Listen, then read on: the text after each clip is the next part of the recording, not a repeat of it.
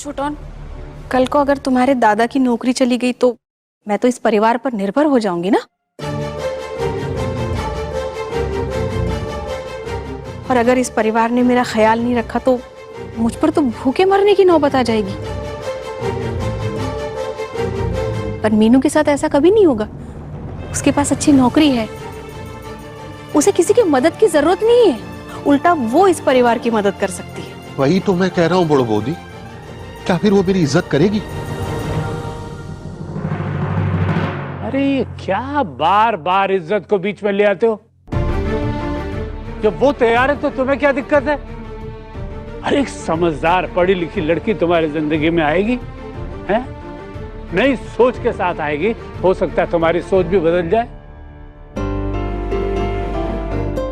अरे हो सकता है कि कल को तुम्हारे काम में तेजी आ जाए, कोई अच्छी सी नौकरी लग जाए तुम्हारी, लेकिन तुम हमारी सुनते कहाँ हो? और घूम फिर कर छोटन अपनी बात को रखने की कोशिश कर रहा है। कितनी बार तुमसे कहा है कि ग्रेजुएशन कर लो, लेकिन नहीं, इधर से सुनते हो और इधर से निकाल देते। हाँ बाबा, गलती हुई मुझसे, मुझे माफ कर दीजिए, सॉरी। उसी गलती की सजा आज तक भुगत रहा हूं मैं, लेकिन मेरे साथ कोई और क्यों भुगते बाबा? आपकी मीनू को मुझसे बेहतर लड़का आसानी से मिल जाएगा। मतलब मैंने जो कहा वो नहीं माना? अरे मान भी जाए तो किस मुंह से वहां जाएंगे? इतना पुराना रिश्ता एक झटके में खत्म कर दिया इस लड़के ने। माँ, क्या ये रिश्ता शादी को लेकर शुरू हुआ था? तो फिर उस बात को लेकर खत्म कैसे होगा? वो इसलिए छोटन कि तुमने हमारा रिश्ता नहीं समझा। और अब माँ मुद्दे पर आई है। गलती तो छोटन की ही बताएगी वो। तुम्हारी ठाकू माँ जब जिंदा थी ना, तो हम सब लोग गांव में रहते थे और मीनू का परिवार हमारा पड़ोसी था। तुम और मीनू बहुत छोटे से थे, इसलिए आपस में दोस्ती हो गई। साथ में खेला कूदा करते थे, स्कूल जाते थे, खाते पीते थे। तुम्हारी ठाकू माँ तुम दोनों को देखकर बहुत खुश होती थी। मुझसे हमेशा कहती थी, हाँ, कि ये मेरे राधा कृष्ण हैं, बड़े हो जाएंगे तो इनकी शादी करा दूंगी। लेकिन अब ठाकू माँ तो रही नहीं, लेकिन मैं तो जिंदा हूँ। क्यों मेरा फर्ज नहीं बनता कि अपनी सास की इच्छा को पूरा करूं? और ये सच्चाई सुनकर अब छोटन क्या बोलेगा? किस्सा रिश्ते का तो बचपन से ही चलते आ रहा था और अप्पू एकदम अग्री करती है। हम दोनों बूढ़े माँ बाप की इच्छा नहीं है कि हम तेरी शादी देखें, हम तेरी दुल्हन को देखें। तो इसका मतलब आपकी इच्छाएं पूरी करने के लिए मैं अपनी जिंदगी बर्बाद कर लूं? छोटन, तुम अपने मेजदा की तरह बात करने लगे हो। हम तुम्हारे माँ बाप हैं, तुम्हारा भला सोचना हमारा हक है। बाबा छोटन, बाबा एकदम ठीक कह रहे। मैंने तुम्हें कभी अपना देवर नहीं बल्कि भाई समझा है,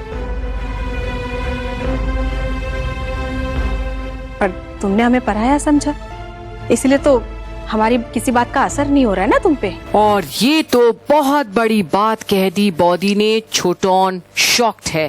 ठीक है, तुम्हारी अपनी सोच है, तुम्हें पता है कि अब तुम्हें क्या करना है। अब हम दखल अंदाजी नहीं करेंगे, जो तुम्हारे मन में है करो। बूढ़ बोदी, ये कह के तो आपने मुझे पराया कर दिया ना? नहीं नहीं छोटन, हम समझ गए, तुम अब खुद सक्षम हो गए।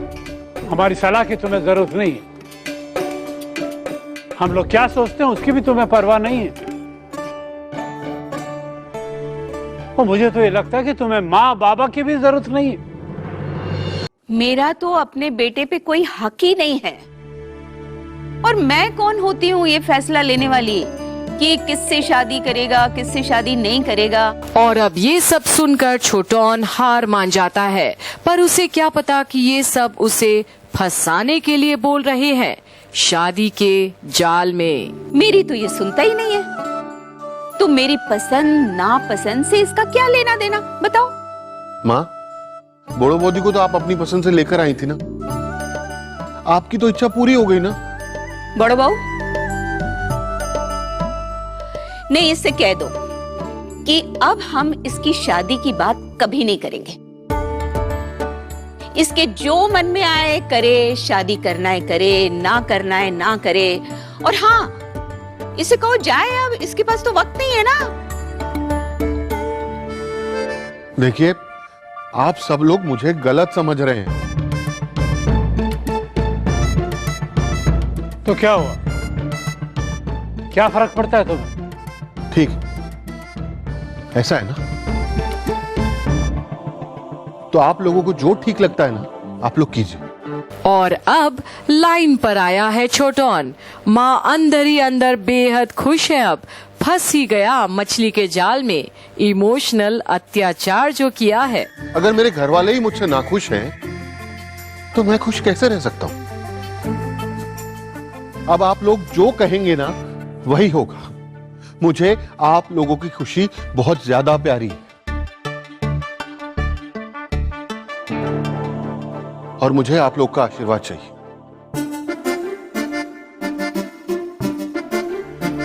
और जहाँ छोटोन अपनी बात कहकर चली जाता है, वहीं अब अंजना और माँ।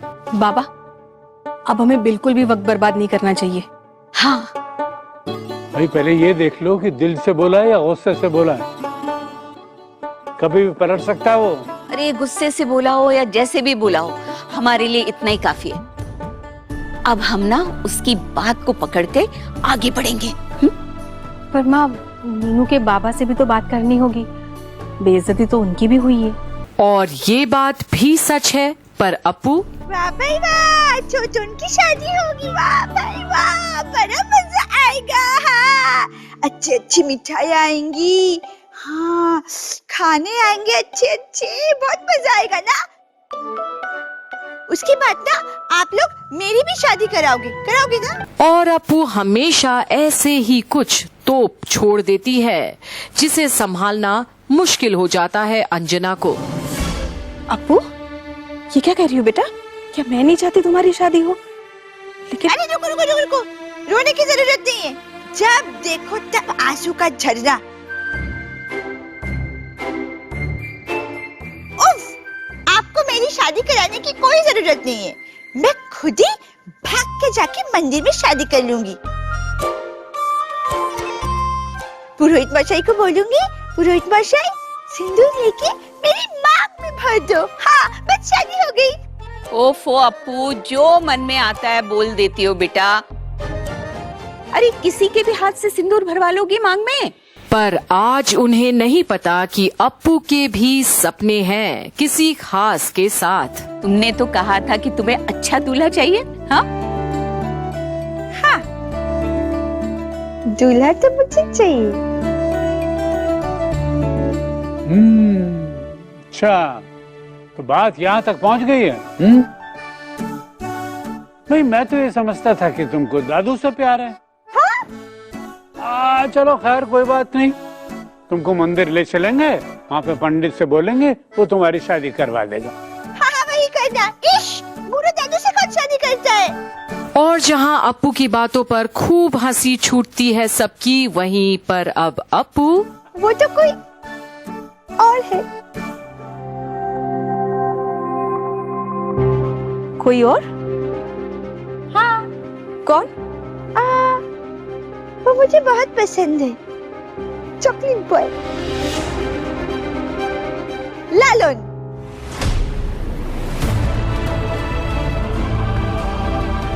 लालन मुझे बहुत पसंद है, बहुत पसंद है। अप्पू, चुप, एकदम चुप। एक और शब्द मुंह से मत निकालना। देखो, ये बात मुंह से बोलना तो दूर, तुम सोचोगे भी नहीं। तुम्हें शादी गुड्डे गुड़ियों का खेल लगता है? अगर दोबारा ऐसी बकवास की ना, तो हाथ पांव बांध के कमरे में बंद कर दूंगी और खाना पीना बंद तुम्हारा, समझे तुम?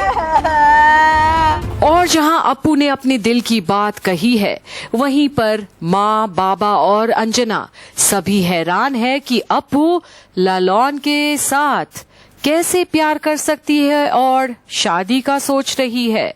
ये कैसे मुमकिन होगा? आगे क्या होगा, अप्पू के फैसले पर देखते रहिए। जहां छोटोन के रिश्ते के लिए वो बेसब्र है, वहीं अब अप्पू अपने लिए दूल्हा ढूंढ ही ली है। आगे क्या होगा देखते रहिए यही कंप्लीट बॉलीवुड पर झनक के सारी अपडेट्स।